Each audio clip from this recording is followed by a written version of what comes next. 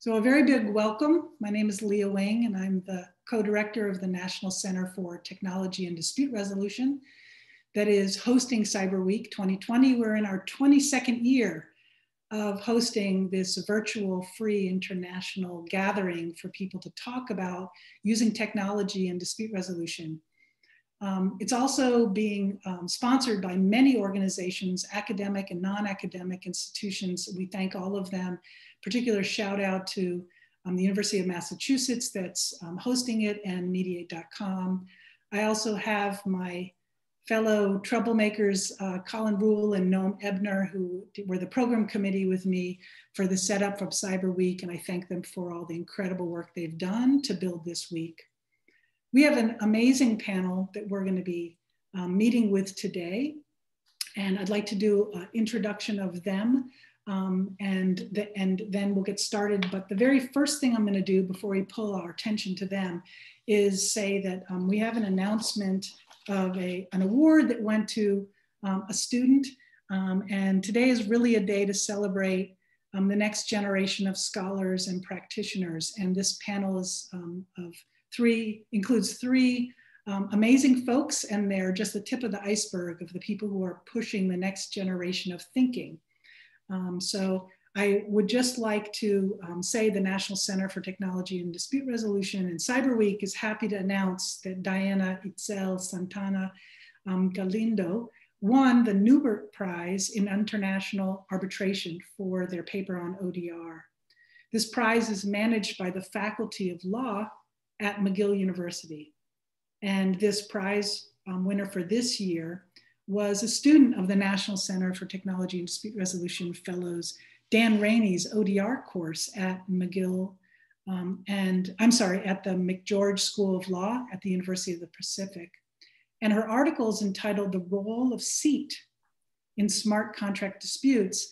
And you can find a copy in the most recent edition of the International Journal for Online Dispute Resolution.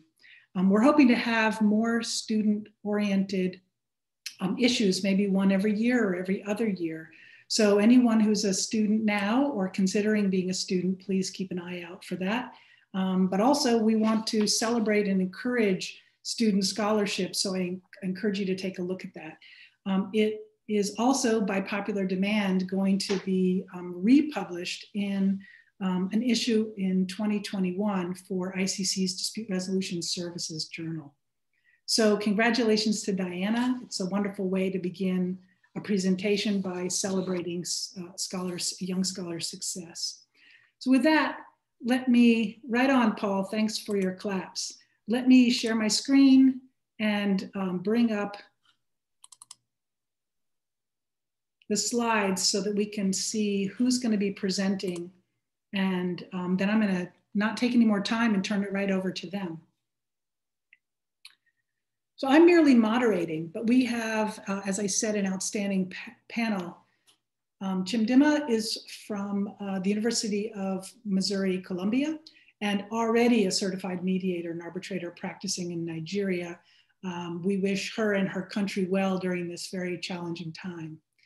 And then two folks in this country during our challenging time are April and Joshua. April's also located at the University of Missouri School of Law and undertaking a graduate certificate in their organizational change and conflict management.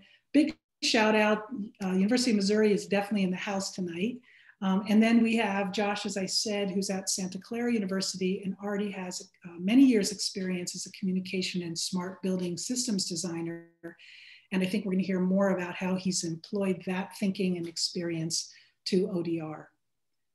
So without further ado, Picasso gives us a wonderful image for thinking about what contemplation can be used to turn into action. And I hand it over now to Chimdimma to talk about the challenges and issues with online dispute resolution. Thank you very much, Ms. Wing. Hi, everyone. So I'd like to thank the National Center for Technology and Dispute Resolution for having me this week. It's an amazing opportunity, and I'm really excited about this session and the other sessions for the week. So ODR has become a hot topic now, especially with the outbreak of the coronavirus. Everyone is talking about online dispute resolution. There's so many webinars being organized all over the world, talking about ODR proceedings, talking about ODR in general, even a lot of certification trainings in online dispute resolution. So right now, ODR has become really popular. In fact, I was speaking with some people a few months back, and they believe that the field of online dispute resolution was developed solely as a way to get through the pandemic.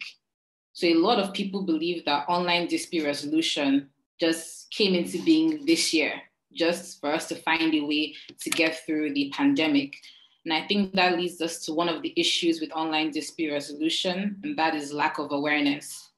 Especially here in Nigeria, how many people actually know about online dispute resolution? And how many people are actually willing to learn about ODR?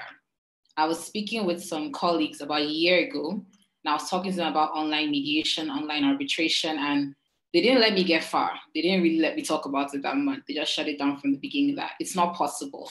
I mean, mediation needs a personal touch. You need to be in the room with the parties. How do you do this online? How can you mediate over the internet? So nobody was willing to really accept this until, of course, the pandemic came with lockdown, restriction and movement. We had to move a lot of our in-person interactions online. So I think with COVID, a lot of people were sort of forced to embrace online dispute resolution. But now that the novelty of the coronavirus is wearing off, people are beginning to they've started reversing back to physical interactions. So I think lack of awareness is the critical challenge for online dispute resolution, because a lot of people are actually resistant to change as well. Nobody wants to move with the times. I think it was sometime last year, my organization, because I work with the Institute of Chartered Mediators and Conciliators in Nigeria, we had this conference, so December 2019. And of course, we had the website for people to go online, register, put in your card details, make payments, and of course, have your pass to attend the conference. So there was this lady that called me asking for help to register. So I just told her, I sent her the link, just go online, register. I sent her step-by-step guides with pictures that will help her register. She said, okay, she thanked me, and she hung up. So about 10 minutes later, she called me back that she still needs help. So I was okay, which step are you at? Let me help you. And she said, no, I need you to do this for me. I want you to register for me, pay for me on your own. I'll send you the money. So I asked her why. Is there any particular reason? Are you having issues? Do you have network problems? And she said, no, that I'm afraid of the internet. So there are a lot of people like her as well. So no matter what I told her, she refused to do the registration herself. I had to do it for her. And after that, a lot of people kept calling me the same thing. I'm worried, I'm concerned, I don't feel safe putting my details out there. I'm worried about using online platforms. So there's this general mistrust of online platforms, especially in Nigeria, particularly with the rates of cybercrime. So a lot of people are worried about putting their information out there. And because, of course, these online platforms, everybody's worried about having your information recorded, because when you're having physical, in-person meetings, it's easier, relatively easier to keep the contents of the session confidential. But when it's online, you're not exactly sure of how much information is going to be out there. You're worried, is someone recording me? How confidential is this going to be? Because even having someone in the room, because right now you're seeing me, but you're not sure if there's someone sitting beside me listening to everything we're talking about. So even having someone in the room with you, or even recording or taking screenshots, sort of breaches this confidentiality. So that's another issue with online dispute resolution. People are worried about privacy, worried about confidentiality, worried about having their information leaked to the public. Because especially with alternative dispute resolution, one of the benefits is the privacy it affords you. So when you go online, of course, you're worried about your information being disclosed without your permission. Another issue with online dispute resolution is also inadequate infrastructure. I think with when we started moving our offline interactions online, especially in Nigeria, that's when it occurred to us that we lack the infrastructure that we need. Our internet can be very unstable. A lot of times we're in meetings, we drop out of meetings, your internet is unstable. Sometimes the whole day you can't really log in, especially now because I work in trainings. So we've had to move most of our trainings online. So it's been very difficult. We can have a class of 15 people and at about maybe 2 hours in, 7 people have dropped out of the training. So it's very difficult sometimes. So I think that has really brought our issues to the fore. Now we understand that we have very unstable network. And of course, these network issues, these technical issues affect how these sessions will run. So naturally, when we have very unstable network, it can be very frustrating, especially if you're in a mediation and the mediator happens to drop out of the session. So it can be very frustrating and a bit difficult to coordinate. Then that's another problem. We have difficulty in coordinating because when you're having like in-person sessions, we're already used to that. But when you're moving online, it's a completely different terrain. So you need to employ different techniques, different strategies, different skills to be able to manage the session. About 3 weeks ago, as part of my program at Mizzou, my non-binding methods class, we had this simulation. It was a multi-party negotiation with about 6 different groups that had to come online and handle a negotiation where we decided on about 6 different issues. So when we were preparing, I was a bit skeptical because I was worried about how we're so many of us in the room are going to be able to negotiate and arrive at some sort of agreement. I was a bit worried about how we'll manage the time, whether we'll be talking over each other. So we came into the Zoom room. Then we had one person that was sort of like coordinating the negotiations. So what she did was she had each of us give like a brief opening statement, just 3 minutes each, just introduce yourself, tell us what you want, then let's move on. So when we did that, we were able to narrow down what exactly we're negotiating on, just down to 6 issues. So she shared her screen, had a document open, and listed these 6 issues.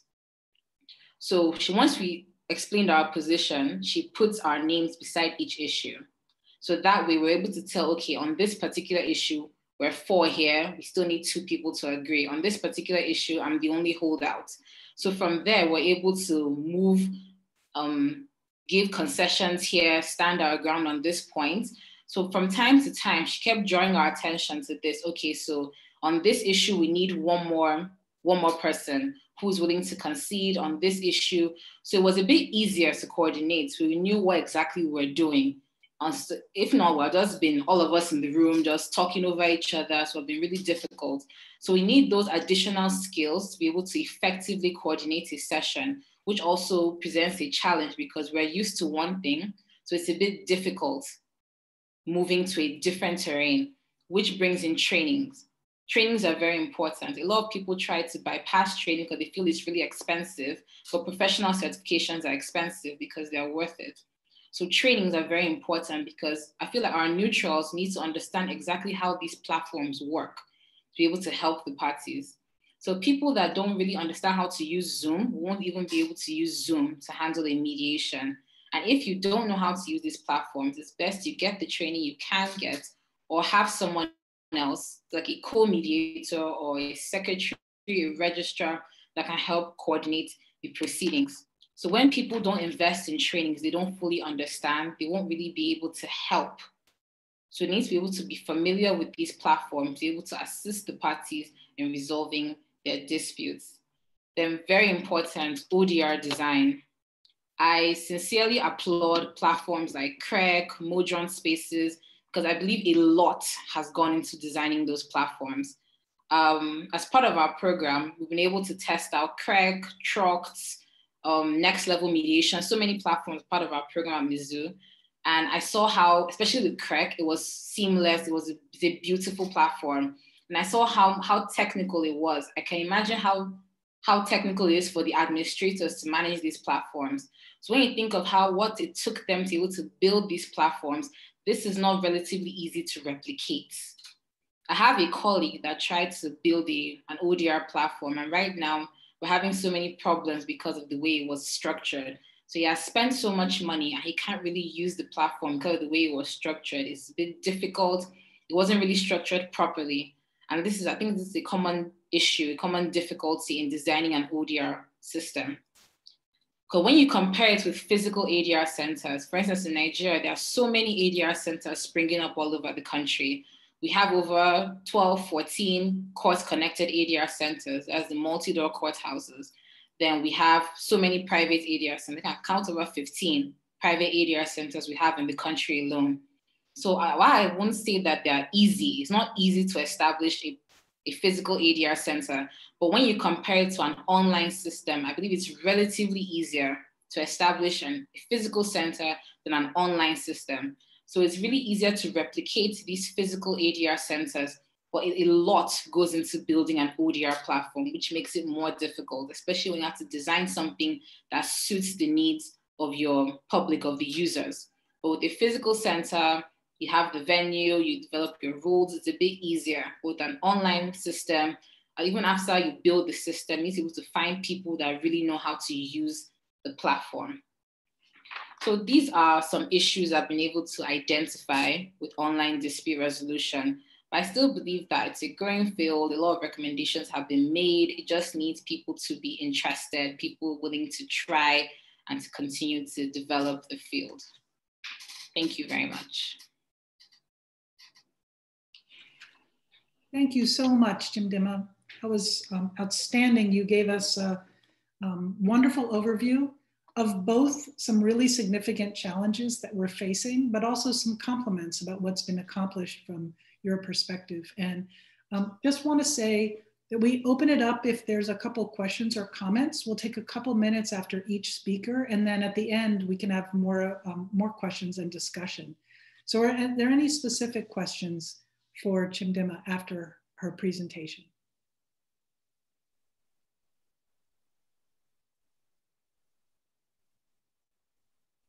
You're welcome to put it in the chat, or you can just speak out, whatever you prefer.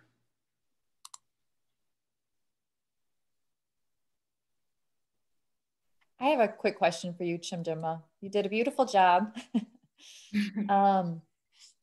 My question is, with the example that you gave us of the individual who is afraid of the internet, and you said that you're specifically in trainings, what is it that your organization or you are offering people to give them a level of comfortability with the internet or with online mediation or arbitration or whatever type of ADR you're doing? Is there something that you all have found useful to encourage the use of technology for dispute resolution?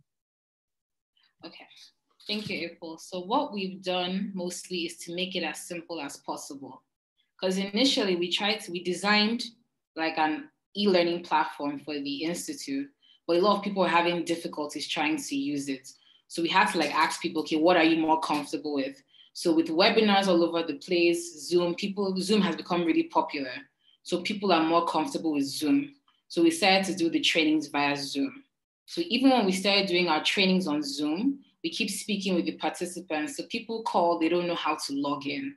Some people don't know how to turn on their audio. Some don't know how to turn on their videos. So we're constantly staying in touch with them. So even now, today, we had a training running this week. And today for about 30 minutes, I was speaking with one man that didn't know how to connect to audio. So it can be really challenging. We just try to be as patient as we can and just use the simplest platform possible. Then of course, we don't record the training session because some people were uncomfortable with it. They won't be able to ask questions or answer questions. So we stopped recording our training sessions. So we just keep adapting, whatever makes people comfortable. We keep taking recommendations, continue to adapt to make people more comfortable. So there's a comment in the chat from Jamie McMullen. It says, extremely thought-provoking and important presentation. These are universal concerns, so well expressed. I agree, and I was also thinking, if you wouldn't mind pondering out loud some thoughts regarding infrastructure. You brought up such an important point, which is outside the hands of most dispute resolution centers, of course, or practitioners or faculty working in programs teaching about dispute resolution and technology. But what thoughts do you have about either policies or next steps for either business or government or a partnership between them regarding enhancing infrastructure? Because I've had the same experience training people online, and then in the middle of a series of role plays, having mediators disappear, or even if you have one disputant disappear, you can't continue with the role play. And this is just for training. So in real cases, that's a dilemma as well. So do you have any thoughts regarding infrastructure? Okay, so for infrastructure, especially with the internet, because it's a serious problem, our internet can be really, really unstable. We have meetings and we just drop out. Sometimes you can't get back in, you're done for the day. So sometimes it's our fault because some people don't invest in a strong internet connection. We have people that use 2G because most of the time we have trainings, we always advise people from the beginning, try to have a minimum of 3G. And please try to log in from a computer. If you're logged in from your phone, calls will come in and interrupt the session. But some people just refuse. I'm more comfortable on a phone, or I don't own a computer, I don't own a tablet. So some people can't even afford to have this other equipment. And some that do, don't even know how to use it. We tried to get someone to download Zoom, and at the point he refused to do the training. He asked me, can you come and install it for me? So, no, you can just go to the Play Store and download it. It's okay, do I have to pay for it? So it took a lot of back and forth, and eventually he just refused that. Whenever you're ready to resume your physical trainings, I will do it then, but I'm not doing it right now. So sometimes I think it's our fault as well. We need to try to step it up a bit, but unfortunately our network can just be really bad. Thank you. Thank you so much. So shall we move to the next presentation? And here I'll share my screen for just one moment and say that our next presenter is April, who will talk about traditional and emerging ethical considerations for ODR.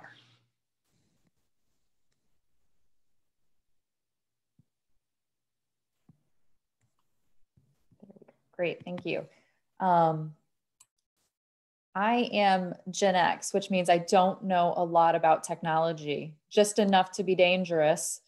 And so I'm going to do my best here. I'm also a litigator by training and practice, did that for about 10 years. And then my husband, his work assignments took us overseas for about 5 years in Southeast Asia. So I stepped away from the practice of law.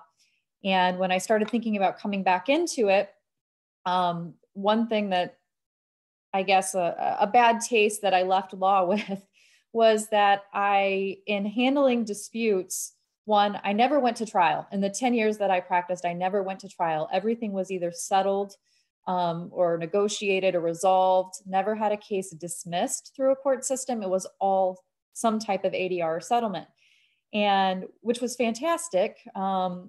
But also left me as a trial lawyer feeling like there had to be a better way. And I was really missing out on some of the basics in terms of skill sets. And so that's why I entered the dispute resolution program at the Missouri School of Law. And it's been a really eye-opening experience for me. And I'm very happy to be a part of this community. It is an international community. And one that I've gotten a lot of just experience and exposure from other students. And so I thank Chimdimma and others that are here internationally educating us, and thank you for your time. So I wanted to talk a little bit about ODR and ethics. And I know that this is a subject that most people here are familiar with and has been talked about. Always seems to be, it's a part of a Cyberweek or an online conference or an in-person conference, but that's because it's so important. And it's because ODR, even though we're in our 22nd year of the Cyberweek, it's constantly evolving and changing, and even more so now. And here I am talking about not being able to use technology, and I'm trying to figure out how to switch the slide. Okay, there we go. So, and I'm not even sure exactly what all you all are seeing here. Let me see if I can get this out of the way. Okay. I put here just a slide of what are considered, I think, standard ethics. I had traditional ethics, but traditional seemed a little too old-fashioned of a word to put in for something that seems so new and cutting edge. Although probably Professor Wing and Colin Rule and others would say, no, we've had ODR for a really long time. People just haven't realized that they're using it. I know that Colin Rule likes to say that ODR is ADR, and we can see that in a lot of these standard or traditional ethics. And that's access to justice, efficiency, transparency, satisfaction, quality of solutions. And we've got a lot of it here in this spreadsheet. Some are a little bit on the newer side. I would say integration, both online and offline with other systems, and innovation and being adaptable, improving the delivery of services, dispute resolution services. So those tend to be probably a little bit newer maybe than some of these others. But a lot of these are kind of founded in maybe the more traditional legal system and alternative dispute resolution. And I think that's where we see the connection between ADR and ODR.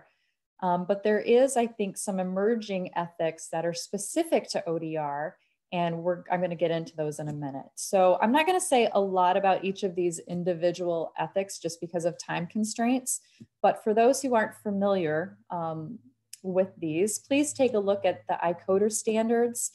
I've got the links down here, icoder.org, and the National Center for Technology and Dispute Resolution, their ethical principles at odr.info, ethics and ODR.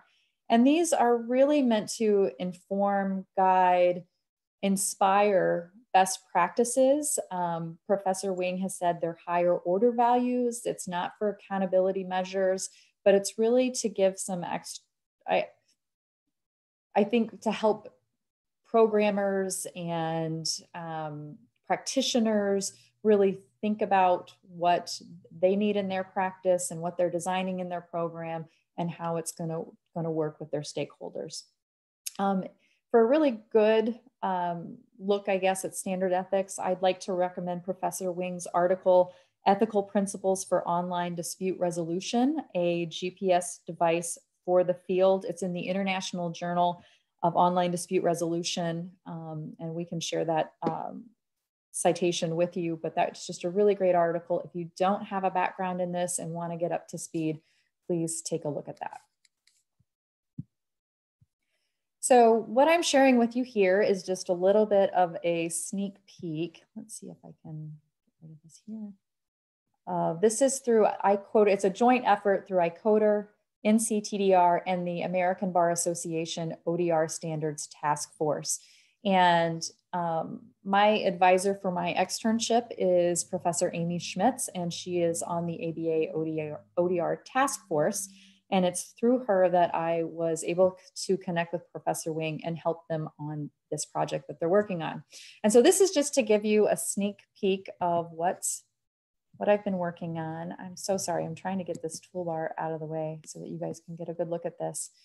But what we have here is an ODR criteria index. And what we're doing is on the left-hand side, we have 13 documents from different organizations, from the European Union, the Asian Pacific Economic Cooperation, from Mexico, from the United States, scholars, the American Bar Association, and all of these sources are pretty much specific to online dispute resolution. And they are putting forth or analyzing ethics in the ODR field. And you will see across the top that we have numbered here, and I think right now I'm only showing maybe 1 through 17, but we've got what those criteria are that are mentioned or put forth in their source document. And you can see accessible, fair, neutrality, security, transparency, accountability, and it just goes on. We have right now a total of 65 attributes that we have cataloged. And if it gets mentioned one time in a document and it states that it is an ethic, principle, guideline, best practice, it's going into really this index. And so from this survey of these sources, what we've done is tabulate the data of how often these attributes are showing up. So you can see for accessible that it is showing up in 12 of the 13 documents. It's got a 92% rate of use or being called out. And let's take a look real quick at the very top line, Civil Justice Council. They have 10 overall criteria of the 65 that they have issued, and you can see there that accessible is one, efficient, affordable, trustworthy, and so on. In addition to this document, which is meant to be a resource for people to kind of take a look at what other institutions are putting out, and then scholars, we also have some additional sheets in the workbook, including definitions and notes, so that if you want to get a deeper dive into what each of these sources say about accessibility or evaluation or protection, you can go specifically to that comment and see how they define it, how they intend for it to be applied. And then we also have a list of citations and links for all of these documents so that you're not out there. Some of these are international documents and they aren't necessarily readily available or easy to find, or you might have to have a subscription, but all of the links currently work so that you can get access to those documents and review them in PDF form, unless it's on a current website. And then the last one that I created was a worksheet of the 65 criteria. It can be added to as more criteria is added to this document, but it's a worksheet so that if someone has a document and they're reviewing it, they can go through and then just check off and make notations of all of those criteria just for ease of use. And that was a big, I guess, factor in working with this document and trying to kind of revamp it a little bit, was that there was ease of use and that it was efficient, and just taking some of those standards even from ODR and making it accessible for individuals with disabilities or other limitations, and so that it could be a really great resource and workable document. So one thing that I wanted to talk a little bit about was, I guess the main thing I wanted to talk about was the emerging ethics that I noticed in taking a look at those 65 criteria and those 13 documents, and just other documents as well. And I'm not going to go through every one because of time, and I know a lot of you have a lot of expertise in this area, but a couple things that I did want to point out that I think we're going to hear more about, especially in the era of COVID. And people using and being forced to use online dispute resolution. The first one is accessibility. And that's, I think typically when we've thought about accessibility, it's been for low income individuals or people who don't have access to education or resources. But now when we talk about accessibility, we're still talking about those things, but we're adding an additional layer to that. And that's accessibility for individuals with some type of physical, intellectual, or other disability that limits their ability to use the web or other ODR platforms or interfaces. I'm not going to say much about this because we have the expert on this presenting tomorrow, and that is David Larson. We also have a link in the agenda to an article that he co-authored with Lainey Feingold specifically about this topic. But one big issue that I think designers need to be taking a look at, and other people who are putting forth platforms, is your platform meeting web accessibility standards? And there are standards out there for accessibility, and I am sure that David will be talking about that tomorrow. The second one that I heard a lot about in Professor Schmitz's dispute resolution in the digital age class is fitting the forum to the fuss. And that's really about whether or not your ODR platform is proficient. And UNCITRAL has said that ODR should not impose costs, delays, burdens that are disproportionate to the economic value that is at stake. And so one thing that we need to be, I guess a few things we need to take a look at when we're looking at ODR processes are they simple? Are they fast? Are they flexible? Are they adaptable? And should they be used if we've got small claims or things that just aren't a high dollar value? I think cross-border, I'm not really going to go into that other than to say that last year, the Asia Pacific Economic Cooperation came out with model rules. And these are the first, really the only rules that I've been able to find, although there's probably more that are in the works right now, where it provides for an ODR framework for business to business disputes, where businesses will, actually ODR providers will agree to follow the framework and the model rules, and there is accountability for it. So that one is kind of cutting edge and pretty new. So that one's pretty exciting. Something that I hear discussed in probably every conference or webinar that I've attended this year in terms of ODR is user-centered design. And it's discussed frequently in terms of public and court systems, I think more so right now. But overall, are the ODR platforms that are being created taking into account or really just directly using input from the individuals who are going to be using that system? The public, is it public focused? Or are they talking to their advocates if it's in domestic violence context or low income housing, or maybe you've got individuals who can't readily address this, but their advocates can. And is the system rigorously user tested so that once it's actually been designed and created, that you have the public coming in and using it?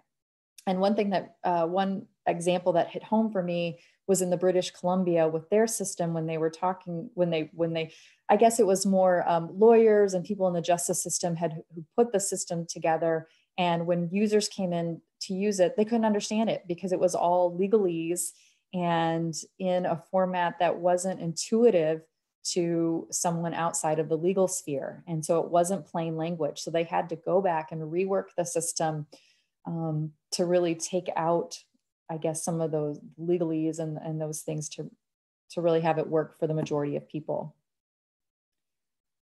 One thing that interests me in terms of emerging ethics is what's called the staged approach. And I think in ODR, sometimes we lose sight of the fact that individuals don't know a lot about ADR or that there's terms for the process that they're going through.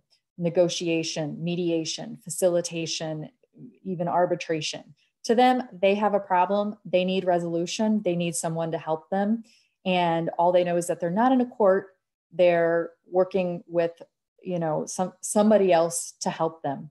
And so in online dispute resolution, I think we can really blur the lines of what process or what stage we're in. And we're also starting to see hybrid stages. And I think there needs to be, I guess, a greater focus on what information we're sharing with users, how we're educating them about the process and what it means for the resolution of their case. Is this binding, not binding, voluntary? Can they opt out of it if they don't like it? Can they ask for a different mediator or negotiator if they don't like the one that they've been assigned to them?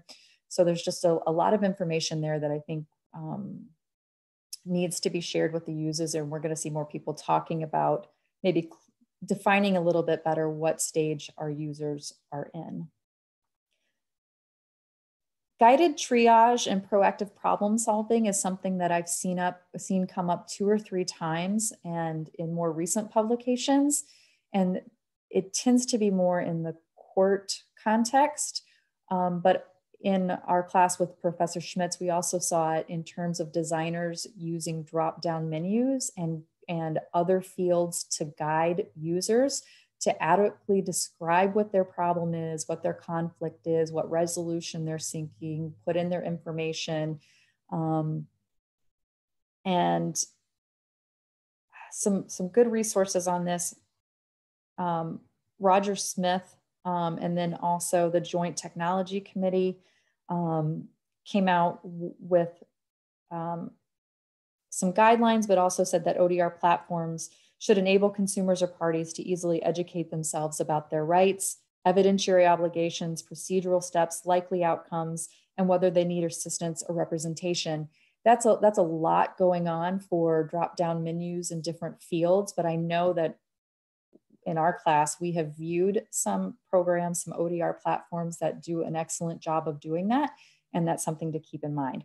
So I know I'm close on time. I just quickly want to talk about 3 things that I think kind of go together. And this is algorithm support, scalability, and trust marks.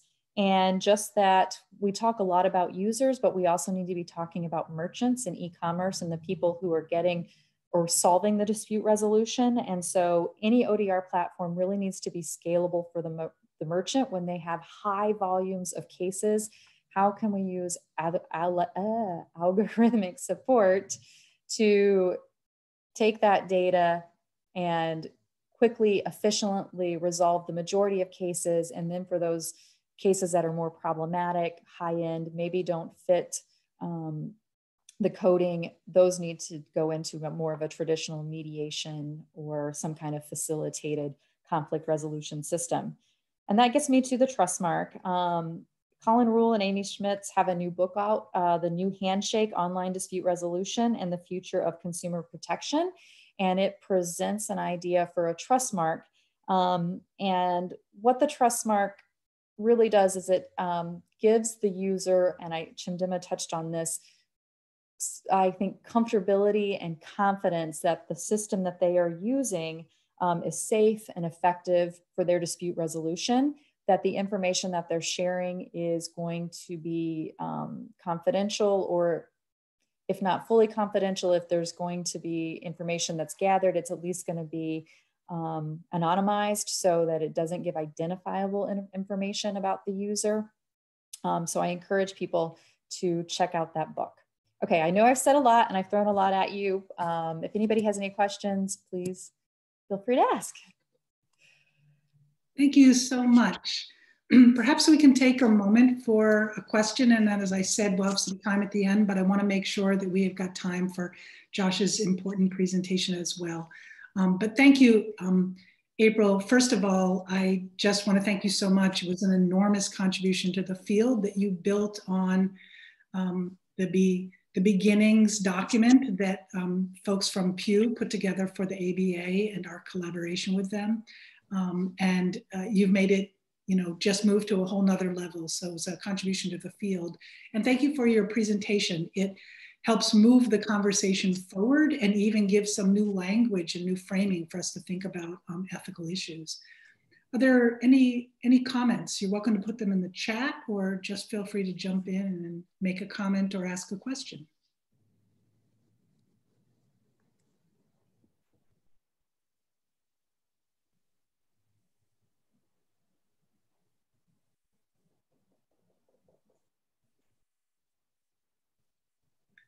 All right, well, I'll jump in and I'll just say, April, I know this will be hard, but if you had to narrow down the top one or two that you think is either most urgent or has the most promise, however you want to, is most pregnant for next steps for us to attend to, however you want to frame it, where do you think that we ought to go next? I think the two that... But if you could just comment on one or two that you think. Yeah, I think the two that really excite me, let me put it that way, are user-centered design, and really for designers, bringing in the people that this system is meant to help and making sure it actually does that. And that touches on so many different ethics, user design. So I think that kind of encapsulates a lot of those in terms of accessibility and comfortability, education, triage.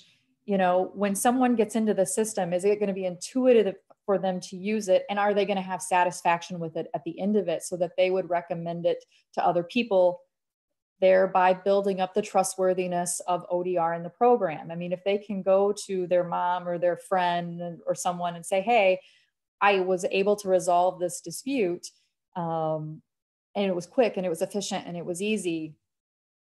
I mean, quite honestly, we might put lawyers out of business. So that's kind of exciting.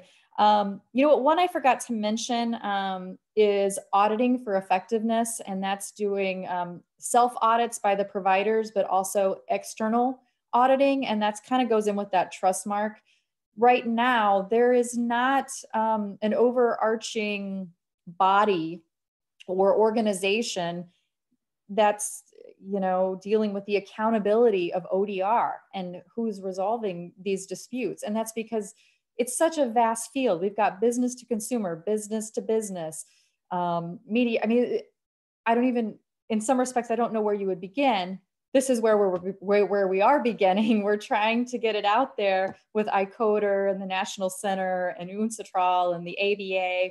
It's a joint effort, that's just incredible that there are that many organizations working together. They think it's such an important issue, ethics and how we're delivering services, that I do believe it's only a short matter of time, much like we saw with the APEC model rules, that you will start to see some type of affiliation or program that's put out there, and people are going to want to get that trust mark or that accreditation or that, you know, stamp of approval that says, yes, this is a trustworthy organization or provider.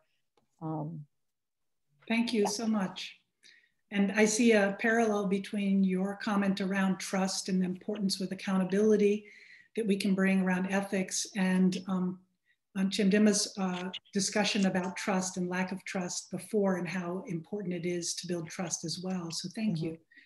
So certainly not least, but last is among our presenters is Josh. So I will give you his title, Creating an Equitable Outcome for Internet Outages, and hand it over to Josh.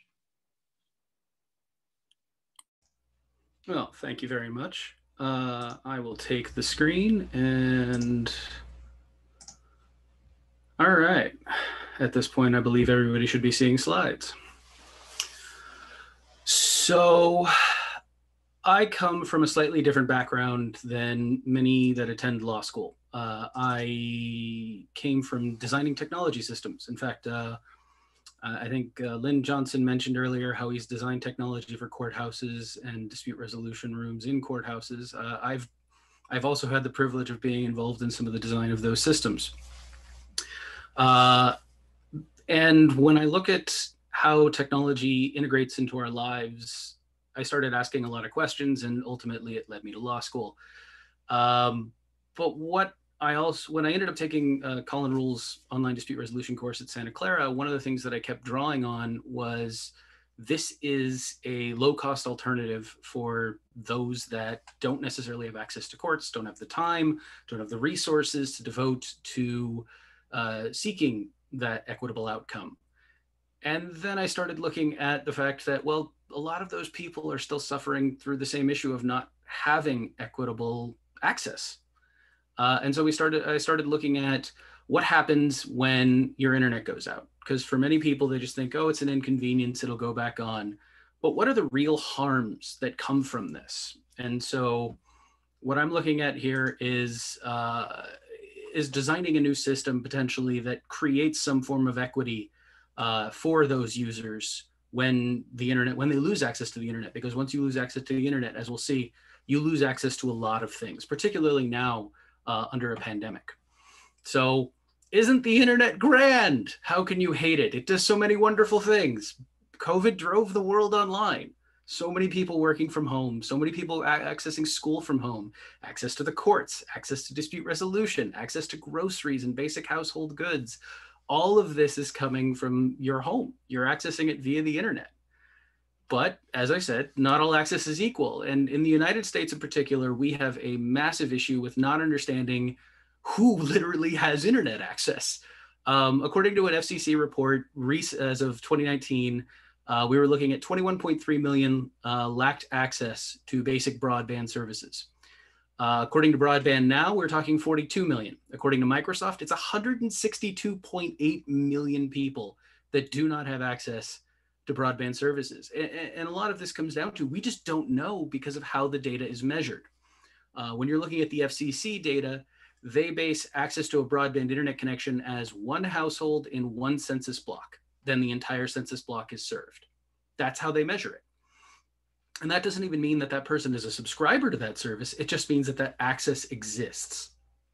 So you're adding a lot of people into that system that may not actually have broadband services. I know certain friends in very urban areas, Sacramento is one in particular, they have access to DSL on their street. That's all that's available to them. But one street over is fiber internet to the home. And nobody's going to move that fiber line to their street. It's just not in the cards. And this just keeps becoming more and more divided, particularly when you're looking at the fact that the monopoly issue comes into play. And we hear monopoly a lot right now because of the congressional hearings over big tech, Google and Amazon. But the internet service providers, the monopolies, you're talking about 68 million people have one choice for broadband services. That's it. And in rural communities, the access to broadband significantly lower than urban areas. And recently we just had AT&T announce that they're going to kill their DSL services. So Anybody who currently has DSL will be able to continue it, but anybody who wants to sign up moving forward will not be allowed to by AT&T. So we're going to start seeing people disconnecting, and in many of those cases, for those DSL customers of AT&T, we're talking about people whose only recourse then would be to use cellular technology, would be to use their cell phone plans in order to find their ways to connect to the outside world. And a lot of this comes to a big issue of unbalanced bargaining power. The internet service providers decide where they want to provide their services. You'll note that you don't see the big companies like Comcast, like Verizon, Frontier, and Charter. They don't compete in many of the same areas. They've divided up the country in many regards to ensure that they are servicing their customers and not going up against a competitor to drive down their prices. They also decide what services to provide. Like I said, AT&T is deciding it no longer wants to provide DSL services. Internet service providers create those contract agreements, and we're going to get into one of those in just a moment. Whereas consumers' bargaining power is extraordinarily low. They can choose from whatever the options that are available to them, but as we said, 68 million people only have one option. Consumers pick the plan they can afford. So it could be that they're only looking at very, very minimal services, 10 megabit down, 1 megabit upload. Your basic broadband measurement is 25 megabits down, 3 megabits upload as determined by the Federal Communications Commission. That is their standard by which they measure what the service provided is. And when you look at how much that takes up in terms of if you have two people working from home and a child trying to go to school and all of you have Zoom meetings, your broadband is going to be crushed and your access to those services is going to have substantial issues. Now, there are some subsidies that might be available to help people that are having difficulty affording, but recently the FCC's reclassification of broadband as a Title I, essentially as a non-Title II regulatory service, removed those subsidies from federal subsidy issues that they could provide. And we put ourselves in a position where now we're facing some of the highest costs in the world in terms of providing broadband services. And as a side note, cost is one of the things the FCC actually doesn't track. Diving back into the relationship between the customer and the internet service provider, though, what we see is the ISP contract agreements restrict customer recovery significantly. And I'm going to highlight two particular clauses. This is in a Comcast Xfinity agreement. And what you're looking at is entitled to request made within 20 days of an interruption, and you'll just receive a pro-rated credit for interruption exceeding 24 hours. And as below, except as unless specifically prohibited by law, this is the credit that shall be your sole and exclusive remedy for an interruption of services. So that's it. You get a discount. You get a little bit of discount, and within these contracts, they get to use the terminology that best suits them and most benefits them. One of the ones that comes up most frequently is the reasonable network management practices. They get to determine how to manage their network. There is minimal oversight. There's no transparency. There's no notice necessarily of what's going on. And so we face these issues where they get to determine what services, how they're provided, when they're provided. And if they decide to make any changes to those, they don't have to tell you that anything's happening. What does all this boil down to? Well, between 2014 and 2018, there were 141,000 complaints about internet services to the FCC. This is the data that they've published and processed. So that boils down to about 387 complaints per day to the FCC about a problem with their internet services. Now, about a third of those are billing issues, but that means that we're still looking at 90,000 complaints over a 4-year period that are regarding services and access and privacy and interference and equipment issues. And we need to find a way to make sure that that's starting to get resolved. When we look at cost, the average monthly cost of home internet service in the United States, and again, this is for a lower level of service, a lower tier of service, not gigabit internet. 25, we're looking at a service that would be 25 megabits per second or 3 megabits per second. So, a Zoom phone call, maybe 2 without interruption. You're looking at $60 a month, which means your average cost per day is about $2 a month. So your average cost per hour is about 8 cents per hour. So for those, we look back at that contract clause, we're seeing maybe if your internet goes down for a couple hours, or if it goes down to a day, you're seeing very, very minimal return on what you're going to see for the harms that you've suffered by losing access to it. But what does the person actually lose when that internet connection goes down? They're unable to connect to work. They're unable to attend school. They're unable to access remote medical services. They're unable to access government documents. They're unable to access courts, and they're unable to order household necessities. I mean, that's a disconnection from the world at this point in time, particularly for those in rural environments where some of this may not be available at all, and their only outlet is to the world when everything is shut down. That's a significant problem, and be perfectly honest, it just ain't right that the ISPs get to have that much control. So what would a more equitable solution look like is sort of my intention with the remainder. For somebody working from home, you're going to be operating, you're going to be functioning, and inevitably, we all have this. It doesn't matter where in the country you are, what happens, the internet goes out. And inevitably, we all scream, we shout, we yell, we get frustrated because we're in the middle of something and we need our internet connection in order to continue doing what we're doing. As soon as that happens, the customer has a couple of options. Either they can wait for the service to come up and they can send a message, or they can hop on the phone and verify what's going on and call their internet service provider and say, hey, I've lost internet connection. I need my internet backup. I'm losing access to services. Immediately, that message will go over to our gloriously bright and shiny internet service provider. And the internet service provider can then take that specific information and make a determination and say, well, yeah, the internet service is out. Okay, let's look at what happened. Was there a cable cut in the region due to construction? Was there flooding that caused an outage? Was it within our control, or was it outside of our control? And they can quickly respond to the customer and send them back that message letting them know, here's what we found based on your complaint. It opens the case study for them and says, you know, you're entitled to this much of a refund because you have lost services. But that doesn't necessarily address the harms that came up for the customer. And so it will also provide them with a link. And inside that link will basically be a question to the customer that says, do you want to escalate this issue? And once the customer receives that email, they'll have a choice. They can either take the percentage discount on their next monthly bill because it was a small thing and they didn't suffer any real harms, or they can escalate the issue to the Federal Communications Commission and they can say, no, there were real harms suffered. And these are the things that happened. I wasn't able to meet my court date. I wasn't able to meet my filing date. I wasn't able to register to vote. I wasn't able to do these varying things because I lost connection to the internet. Once the customer escalates the issue, they file out with what happened. They say, here's what happened. Here were the exact harms that I suffered. Here was the issues that I took. And here's what I need done.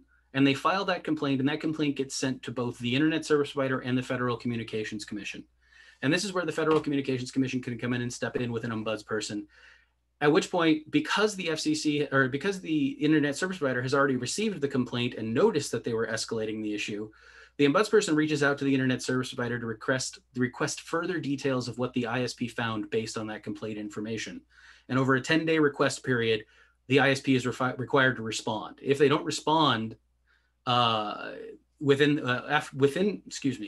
so the ombudsperson reaches out to the ISP and they have 10 days to request the information to that Internet Service Provider, because it's going to take the ombudsperson to go through it a little bit. As you saw with 141,000 complaints, we're going to require some staff in order to manage this, and there's going to take a little time to process these requests. Since the ISP has already had a 10-day notice period based on when that email went out saying we're going to escalate this, they've already had time to start putting together materials. So they have 5 days to respond to the ombudsperson from the FCC and provide that specific information. If they fail to respond within 5 days after the FCC has requested this information, it triggers an automatic decision in favor of the consumer, at which point the FCC can award whatever they deem is appropriate. If the ISP, however, sends that information, then the ombudsperson has 10 days for the FCC to evaluate the ISP's determination as to what caused the outage and whether or not it was within the ISP's control. Here's the big consumer benefit to this, is that the internet is complicated. Most people don't understand how it works. Most people don't understand the interconnectivity, not only between you and your internet service provider, but the internet service provider and the varying entities that are, we refer to as third-party edge service providers. So your Netflixes, your Hulus, was it their site that was down, or was there a distributed denial of service attack where somebody was actually attacking the network itself at the time?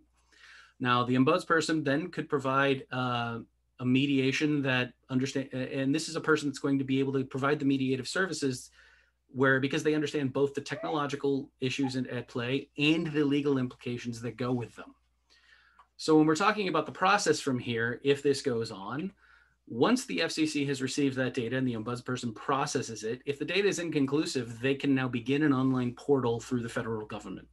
So with using the federal government access, they open this online portal and then they begin to seek further information from the consumer.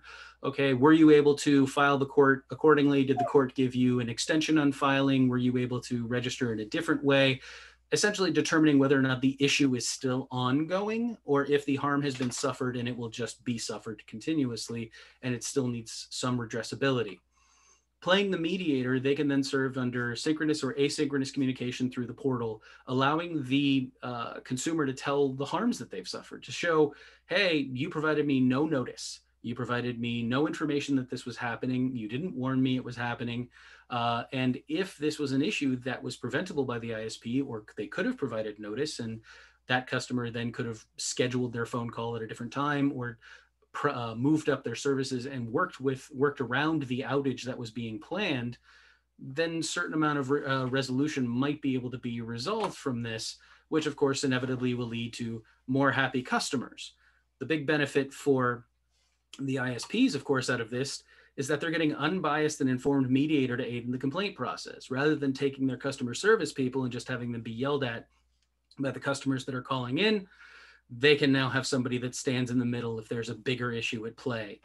They can improve their practices for consumer notice and reporting. Where are the services actually available? Are the services what we're promising to be available? And at the end of whatever takes place between this consumer and the ISP, there's a binding contract for the outcome. For the consumer, they have oversight to hold the ISP accountable. Under their agreement, they have no way to hold the ISP accountable for outages. The financial compensation for lost services, financial compensation for the actual harms. They get documentation as well. So even if it's found that the ISP isn't liable, because the consumer has the ability to say, hey, I lost internet connection and I wasn't able to go to work or school or attend any of my mediation sessions or my court hearing online because I didn't have internet. There was nothing I could do. And again, they too walk away with a binding contract of the outcome that gives them something to lean on and would be enforceable in the courts. For evaluating successes of this, we look at the ISP gets to see data about the performance of the network and where network improvements are required. We get to see monitoring of the number of complaints that are coming in. Are we going to see an increase or decrease when you have these added advantages? They get the data to show where new customers might be in the marketplace, because if they want to expand their services, well, where are those people? How do we get those people? They can see customer retention and they can see data on customer service. Were they actually giving out discounts unnecessarily for problems that weren't theirs? For the consumer, they now have a regulatory agency assisting them. You also get to see, or they get to ensure that they're getting the services they're actually paying for. If they're paying for 1 gigabit Ethernet, but they're only getting 25 megabit Ethernet, well, then shouldn't they be paying less money for that? And this gives them a way to redress that issue. Of course, improved advertising for available services so that they know what is actually available at the time. But the most key one is that they're going to see actual redress for the harms that they suffered. If they missed work and they got fired, you have a problem because of things that were well beyond your control. And there was literally nothing you can do, particularly under the instances where you might have one internet service provider. One of the issues that we face, though, is that we're just not here yet. The recent Restoring Internet Freedom Order that was just passed by the FCC after remand, it reclassifies broadband as Title I, which means that the FCC has no oversight of the practices of broadband providers. Interestingly enough, it actually also removed an ombudsperson option that was placed into the Title II reclassification from 2015, which was the Open Internet Order.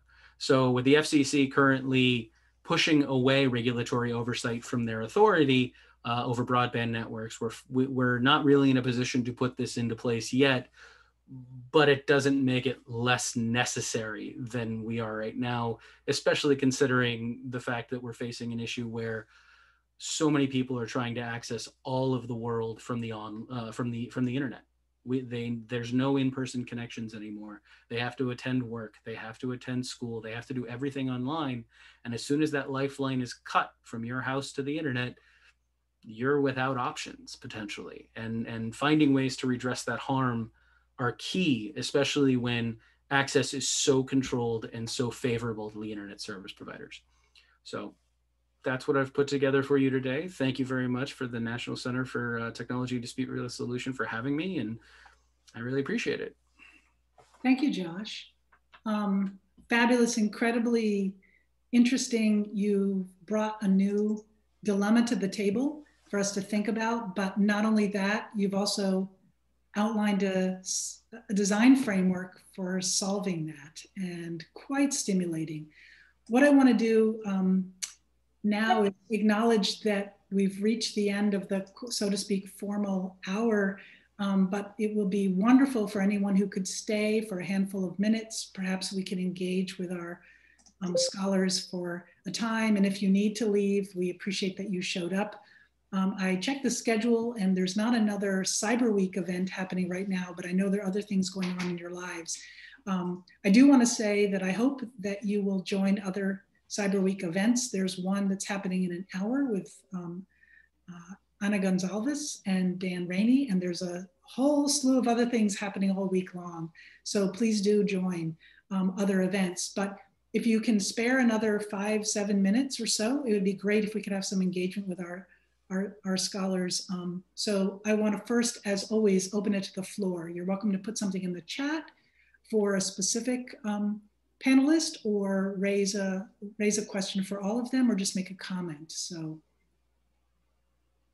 thoughts? I wanted to pipe in on Josh's presentation. I thought it was a fascinating application of ODR to an area I've never heard anyone talk about ADR being applied. And I think it leverages a lot of his background and expertise. But I just wanted to ask Josh, what do you think the path forward is? I mean, politically, do you think that a program like this could get passed? I mean, what sort of changes would need to happen, and what time frame would be required to make something like this happen? Weirdly, there's a nice path forward with some other work I'm doing, which actually relates closer to the antitrust work that's being done in Congress right now. They're on a big antitrust kick, and if they start looking beyond Google and Apple and Facebook and start looking at the other monopolies in the world, you're going to start seeing them figure out that there is a lack of competition in these services. And at that point, we may see a push towards greater enforcement of competition to promote more internet service providers providing access to people around the country. So even if we don't see a White House and a Congress and a Senate transition, you still might see that as a path forward. If you do see a White House and a Senate transition, then we need to start moving our way back towards a Title II classification for broadband services, because that restores strict oversight authority to the FCC. They could reinstate the ombudsman principle from 2015, and then they could move forward with that. But that's 2 years to go down that path, and to go down the antitrust path could be even longer. It's just a matter of forcing this issue, which is problematic when the number 2 industry for lobbying in DC is telecommunications.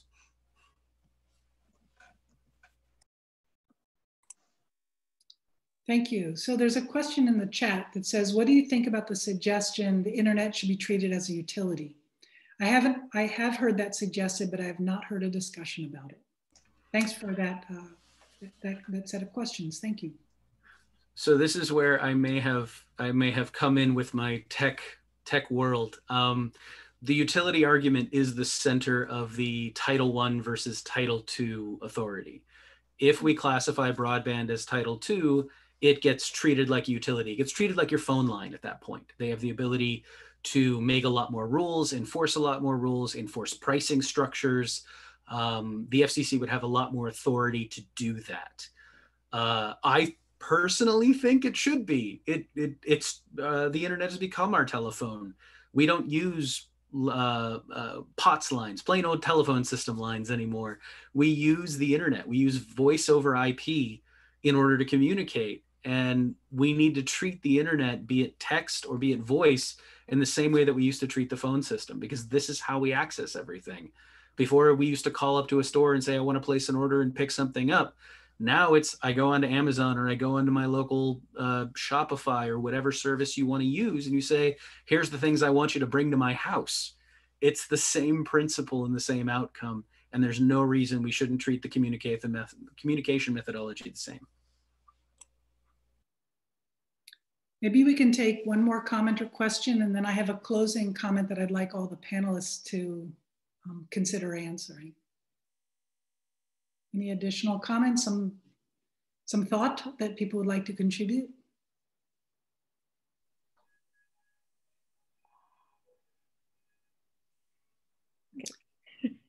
Jan, please, yes. Okay, I had a question and it flew away, but I have another one.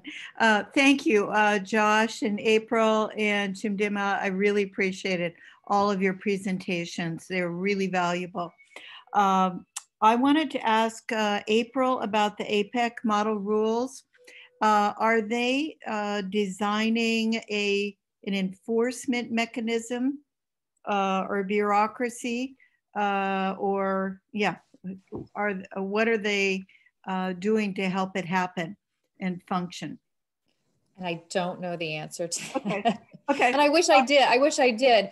The model rules do talk about a complaint system, okay, but beyond that, it doesn't really address what steps are going to be taken to force a provider out, to give them some kind of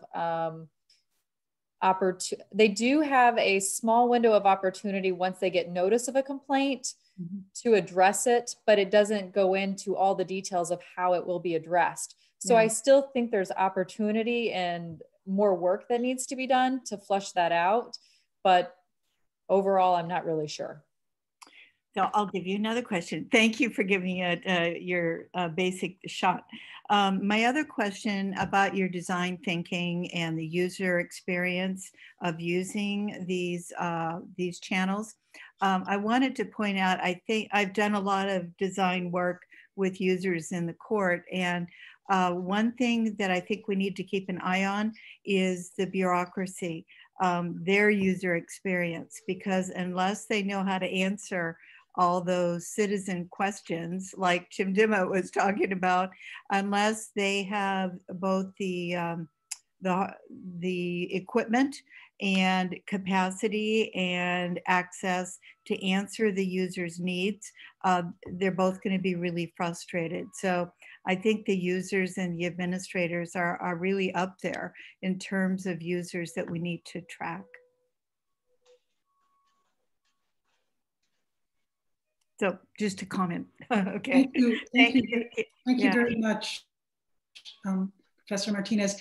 I was just going to say, I hopefully have captured from April's wonderful list of citations in case someone's interested in following up to Professor Martinez's question about oversight or wants to read more.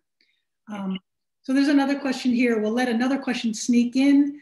And let me ask mine so that the panelists can be pondering it while someone addresses this next question. Because for closing out of the panel, if each one of you would like to take a moment to talk about what you think the research agenda should include we've got some undergraduates on the call. We undoubtedly will have other graduate students watch this later, and both practitioners and scholars watch this at a later date. So if you would say what you think we should continue to be researching more about, or whether you think there's an area we haven't researched enough, and I'm talking about the field in general, what would you encourage us to do a little bit more or a lot more research on? That's my final question I'd like to ask each of you to consider saying something about. So while that's percolating, we hear from Jeffrey, is party verification being considered as part of the Trustmark design standard? I look back to Abernathy's white paper on the topic. So anyone want to comment on that? I'm going to kick that to Colin, who wrote the book.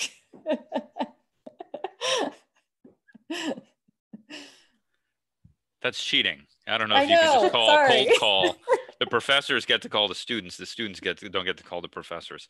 I am not aware of party verification being considered as part of Trustmark design standards. I don't think that Amy and I included it in our new handshake vision. I know that there's some pretty creative things that are happening out there with party verification, and I think we need to look at those technologies. That's not something that only matters for ODR. Party verification matters in a wide variety of contexts, from health records to banking to different things. So it's a huge consideration within trust and safety. So maybe we can leverage that within ODR, but I don't know of anyone who's focused specifically on dispute resolution that's looked at party verification in terms of including that. So I think, Jeff, you raise a very interesting question somebody needs to think about. And I'll just say it did not come up in my review of those 13 documents as being a principle or something to look at. Sounds like a great area for more research. And let me just say, as someone who is a pracademic, I really mean by saying research, whether that's something that's done in the formal institutions of the academy or whether it's done by practitioners.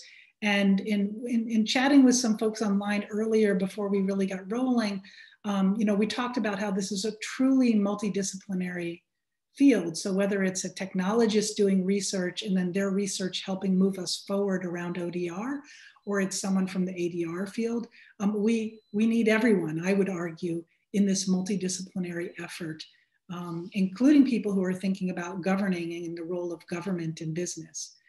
So let me turn it back to the panel for your concluding remarks, and maybe we can go in the order of presentation. So Chimdimma, do you have some thoughts about what we need to research more? Oh, I believe you're still muted. Sorry about that, so sorry. So I'd like to say first that so much has been done in the field. Personally, I just learned about online dispute resolution about 2-3 years ago. And when I go online, try to read about it, I see articles by Mr. Colin Rule from 2000. So I think that the field has been alive for a really long time. So I believe so much has been done, but what I would like to see more of is really technology in the courts, especially like in this part of the world. I feel like online alternative dispute resolution processes have sort of gained a bit of a foothold, but I'd like to see more of technology in the courts, because here a lot of things are still analog. Judges still write by hand. A lot of our case files are still, hard copies. So I'd like to see more of technology in the courts, if maybe at least we'll start with the small claims courts, taking processes online. So I'd like to see more of that research in online dispute resolution. And hopefully I'll be part of it. I know I've mentioned to you, Ms. Wing, about pursuing a doctorate in online dispute resolution. So I look forward to assisting as well. Absolutely, and I think that all of you have made clear the power of your own work in being forward thinking. You are not behind us, you are in front of us. So both in innovative thinking, research, and literally in technological innovation and design innovation. So we're looking forward to your next project. April. So I have kind of a passion for intellectual disabilities and for special education. And I think that that's a huge growth area for conflict dispute resolution. I know there's already mediation and there's conflict processes, but I think to actually give a voice and to empower individuals who have the disability, not always to be working through a parent or a teacher or a social worker, but giving them a voice. And I know that's not always possible, but I think that if there are ways that we could creatively design systems that give that, talking about the guided, the drop-down menus and other things, and just the problem solving and the guided triage, maybe there's a way that we could work that, and not just necessarily for individuals with intellectual disabilities, but it really could be anybody who doesn't have a voice, whether it's young people who have to have, you know, someone who's under the age of 18 or is a minor, and they're always having someone else speak for them. But if they could go online, I mean, my 10-year-old knows more about her tablet and the internet and communicating with people than I do. And so surely she could, I mean, she does, she tells her friends, she found her sneaking videos onto TikTok. I don't even know how to use TikTok. How do I get that off? You know, about her cat. So there are ways that I think that we could give voice to people who we don't typically, we think we have to control that, but they could take it for themselves. So. Fabulous. Again, both research needed around the technology to make that happen, but bringing the ethical perspective about it being important. Thank you, April. Josh, please, what are you thinking? Far be it from me to step in and say what the field needs to do, being a very, very new entrant into the field. Where I think I can offer the best insight is that ODR is a powerful message. Access to resolution, access to services, access to everyone theoretically follows once you have that dispute mechanism in front of you. Joining the fight that is ongoing right now to close the digital divide, to bring service access to people, even if it's local. I know AT&T provided several thousand hotspots to students in the San Jose region this going into the fall term of this year. Being on board with ways with the service providers to say, hey, we want to reach out and we want to expand these services, working with those that are providing the services, working with the California Public Utilities Commission, the New York Utilities Commission, the FCC, and demonstrating they are restricting access to these services to those that need them most right now when they choose not to retain oversight. Painting that story, painting that picture is a very, very valuable resource. Very powerful point about addressing inequality by being a bridge through the framing of research, but also its application. Thank you, Josh. Powerful themes throughout. I don't want to speak over the voices of our panel, but I will just say issues around accessibility, issues around trust, and issues around kind of continuing to develop the infrastructure inside the field and outside the field with partners seem like some of the important themes. And can I just ask everyone to give a round of applause to our fantastic panel. A pleasure. Thank you for staying up so late, Chimdimma. And it's exciting to have people from all over the globe participate. Thank you for staying on, participants. It was wonderful to have you. And I look forward to seeing you all at another Cyber Week event. Be well. Thank you. Thanks, everyone. Thank you. That was great. Bye.